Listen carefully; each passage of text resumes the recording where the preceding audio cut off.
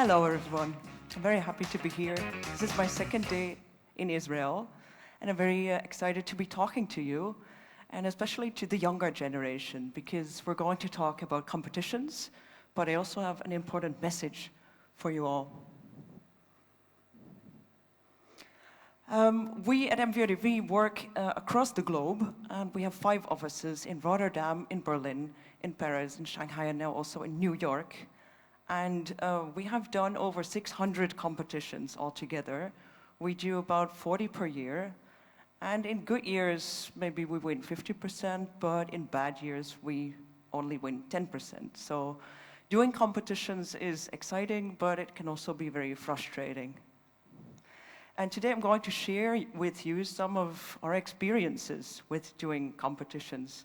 We do them from our mothership in Rotterdam. This is our office where we work all together. We also work with students in collaboration with the Delft University of Technology, and that's what you see here on this image. This is the Y Factory. And we do a lot of research in our competitions, and also with the students, we research the future. We look into the future of residential, we look into the future of cities, we look into the future of leisure. And we do that because not only it's fun and exciting, but it's also extremely necessary.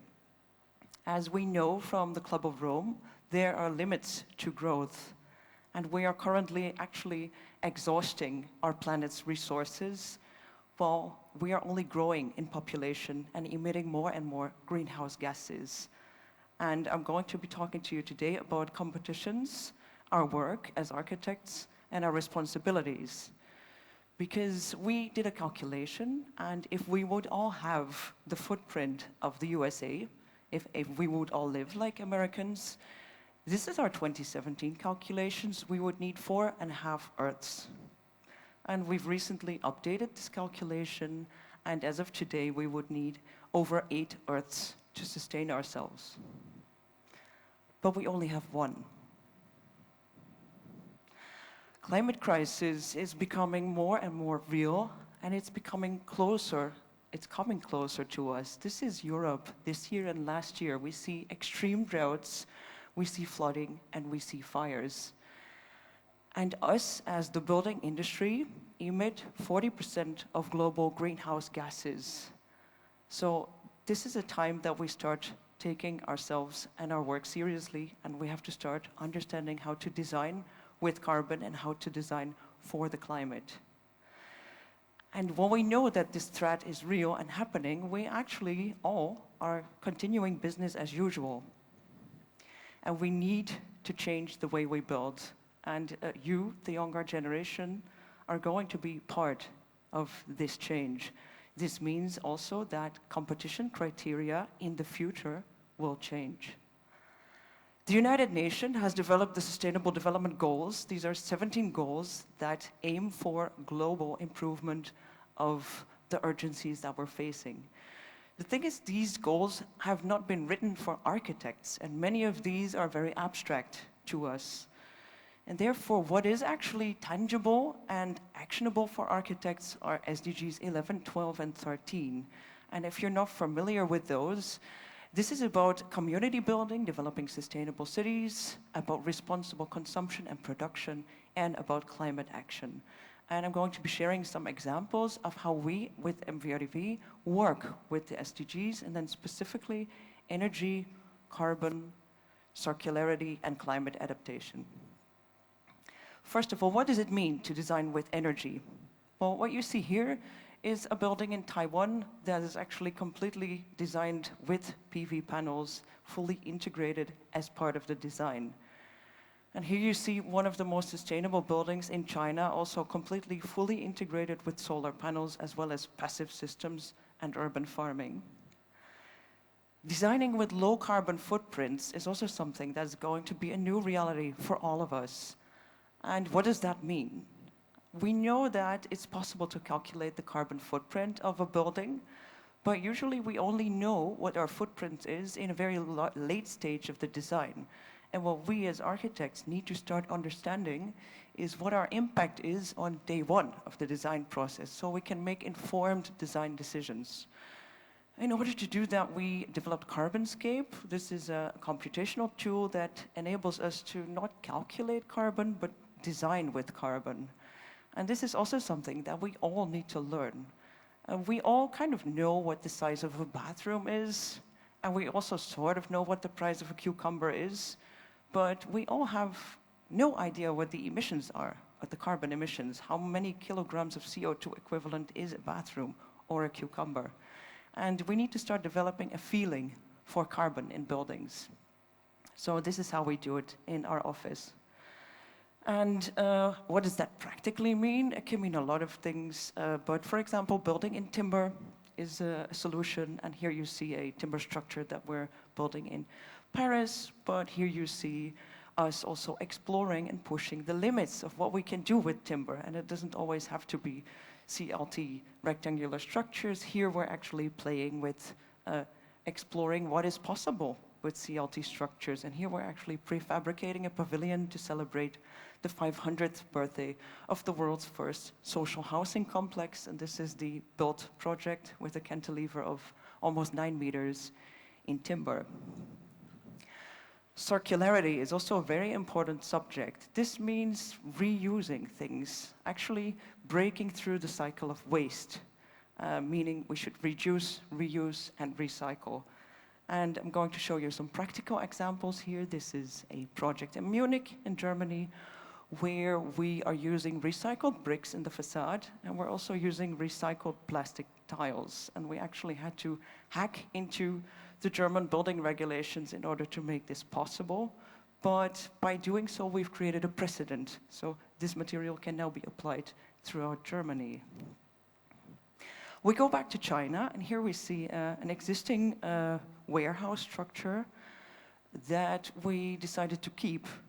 And we developed a catalog of interventions that we could do with this building. And by applying those, we were able to transform an existing structure into an innovation hub. What you see on the roof is a lightweight bamboo roof garden, and you actually see that the garden follows the structure of the columns. This is a 40 centimeters of soil package to keep it light, but still activated and green. And in China, this was a pretty radical new approach to reuse and circularity. So we're also really advocating and creating showcases and promoting creative reuse of buildings. This is another example, also in China. This is a Shumyip. This is a building that was built in the 90s, so it's very young. And the client decided that the client didn't like the look of this building anymore. It's going to be refurbished into a women's and children's center. And yeah, I mean, this appearance doesn't fully fit that new function, and instead of demolishing the structure, we transformed it into this new happy and colorful facade that also includes passive strategies and shading and natural ventilation. And it's currently under construction, as you see. And here you also can see the quantification of the impact of this project. And by not demolishing this project, we are saving 11,800 flights from Amsterdam to Shenzhen. Carbon is a big emitter of greenhouse gases.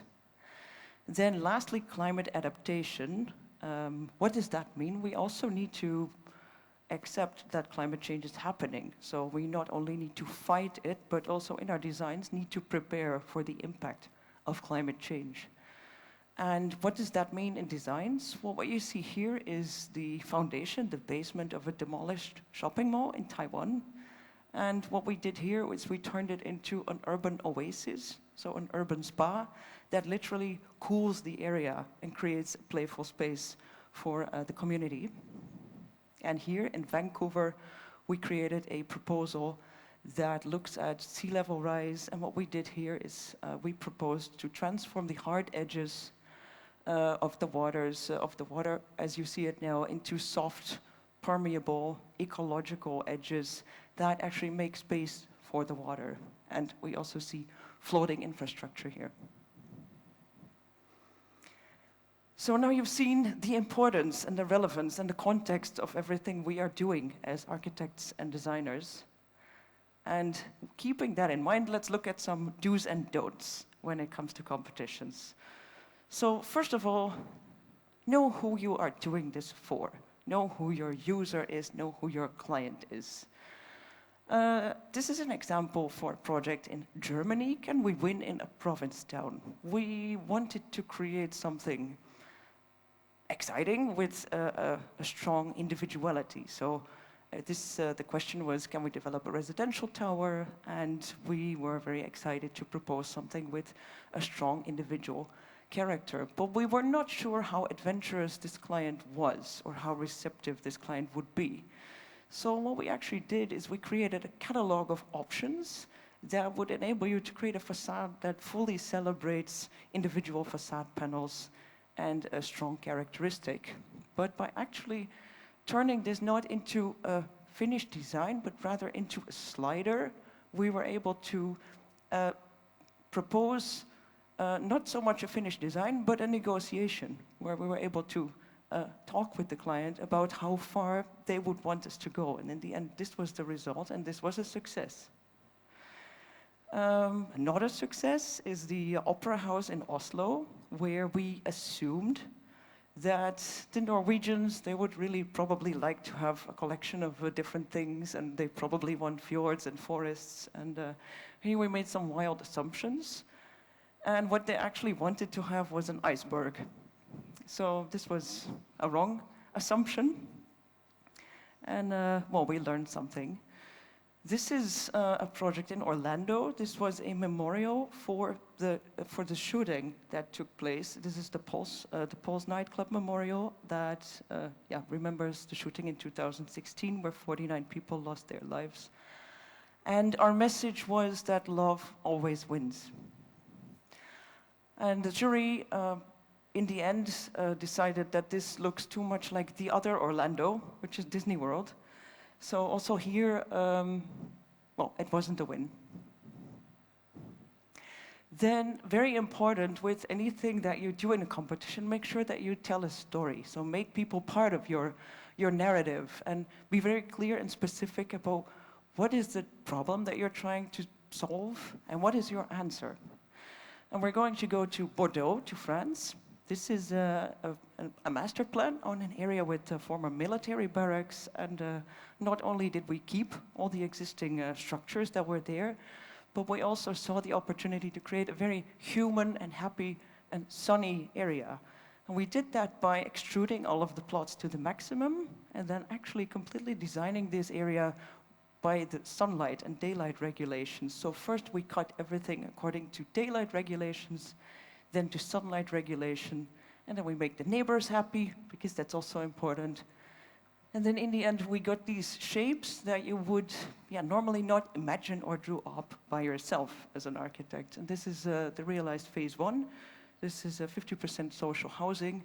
And as you see, the streets are very narrow and intimate and completely designed with these funny shapes that you just, you wouldn't think of it. It's informed by its context. Another example of how we design with context is the depot building in Rotterdam. And here the challenge was a bit different. Here we were asked to build a building in a park. And it's always sensitive if you build in a park. And in this specific case, we were surrounded by a lot of neighbors. And apart from the typology of this building, which is unique in the world, this is not a museum, but it's a publicly accessible art depot. But that's not the story here. What I'm going to talk about here is how do you react if you're building in a park and you're surrounded by other important institutions. There's the Museum of National History, there's the museum, there's the Kunsthal, there's a lot of institutions that surround us. And what we did in this case, what is the most polite thing to do, is to not show your back to anyone. So we made this building round. We also minimize the footprint, so we take away as little as possible in the park, and we actually give back as much as possible on the publicly accessible roof. We retain all the existing view lines, and by making the facade mirror, our public realm and our plaza becomes the facade, and the facade is the public realm. You can literally look around the corner. If you stand in front of the museum, you can see what happens in the Rose Garden. And the trees that were in the park are actually transformed into a forest on top of the roof of the building. And that brings us to this final result. This was the competition diagram that we did, and the competition series of diagrams. And this is the final result that has been opened last year. And let's compare it to the competition render. What you see here is that already in 2013, when we did the competition, it was looking very cheerful, colorful, happy, exciting. And just for the sake of reference, I've included the other competitors as well. So this was one of our competitors, the alternative. So as you see, it's fairly grim. It's kind of this gray, foggy atmosphere. This one, it looks like it came straight from the harbors. Here we see a high-rise alternative and the other proposal. So in total, there were 5 proposals. And what we also see here is that at least our approach was cheerful and optimistic. Then responding to the brief.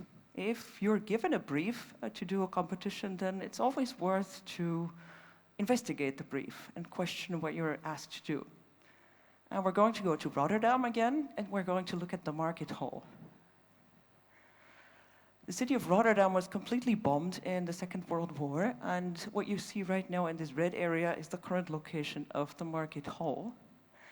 And on site, what you see here is actually the public space that is now part of, let's say, the vestibule of the market hall, and this space was in need of activation and programmation. The city of Rotterdam organized a competition where they asked to build a covered market hall plus residential blocks on 2 sides. So this is actually the brief from the city. Can you build us a covered market hall with apartments on 2 sides? And what we did is we literally turned the brief upside down. And by doing so, we actually still have the same covered market hall, but we also have a roof that we can fill with penthouses. And those can actually become the business case that makes the building possible. And of course, you might say, yeah, this is a very large span, which is true. So then the next step, we would turn it into an arch. That's easier structurally. Then we don't fit the elevators, so we adjust the shape further. And to maximize the usability of the ground floor, we stretch the legs into what we currently know as the market hall. And then maybe the last advice is to keep it conceptual. If you're doing a competition, then it's about a vision and an idea. What do you want to bring and how do you want to communicate that? This is an example of a culture cluster in Denmark. And here you see a collection of different buildings. They all have their own cultural program, but they come together in this one envelope that brings these buildings together. And the internal space is actually the public space where you circulate. And if you draw a floor plan of something like this, we all are probably using Revit or AutoCAD, or I don't know what you're using, but this is really made for repetition. It's easy to draw walls, doors, and you easily can generate professional-looking floor plans. But if you build something like this, it's very important that your plans and your sections also tell the story of your message. So what we did here, we really spent a lot of time in making conceptual floor plans so that our diagrams and our proposal and the plans, the renderings, all are at the same level of, let's say, the level of abstractness matches. So that's what you see here also in this in-between space. And if this is the program, here is the House of Culture and Movement, and that's also really reflected in the drawings, what's going on there. And here you see the final build result, and you see that the same amount of joy and movement and exciting spaces is reflected here. And we've seen this before in one of the other lectures as well. Winning is unfortunately not always building. And some examples of that as well. This is, here we are in Jakarta, in Indonesia. And we were asked to come up with a mixed-use high-rise development on the edge of 2 urban densities. One of them was the small-scale Indonesian community grain of the kampung, and on the other side, the large superblocks. So what do you do on the intersection of these 2 scales? This is our proposal, which was a Peruri 88. And what you see here is this is a celebration of the mix of the two typologies, where the small-scale urban grain blends into the base of this tower, into a small village that slowly grows into a stack of high-rises. We won this competition. Here you see the human level experience and let's say the human scale of the plinth, and the green roofs as well. And this didn't continue because of the change in land ownership. Then what we see here is another competition that we did in the Netherlands, in a city that is famous for these typical green, funny homes. And what we did is we actually played with the typology, and we inverted and we celebrated the local vernacular typology. And this one didn't continue because the people of the city were against collecting different cultural buildings in one cluster. So this one also didn't continue. And one of the last ones is the Comic Museum in China. What do you do if you build a museum that is dedicated to comics? We proposed to build a building out of text balloons. And this didn't happen because of political reasons. However, the local authorities did make a version of it, so they were at least inspired by our competition entry. So to conclude, with every competition proposal you do, think about the planet and ask yourself, have I done something to densify? Am I thinking of fighting urban sprawl? Am I maximizing the amount of public space that I can bring in my proposal? Am I including biodiversity, and am I integrating nature into my proposal? Am I utilizing my roofs to the maximum? Am I generating energy? Am I designing carbon aware? Is my proposal circular, and have I used all of the opportunities to reduce and reuse and recycle? And am I thinking about climate change and climate adaptation? So I hope to have inspired you to think about the future. Thank you so much.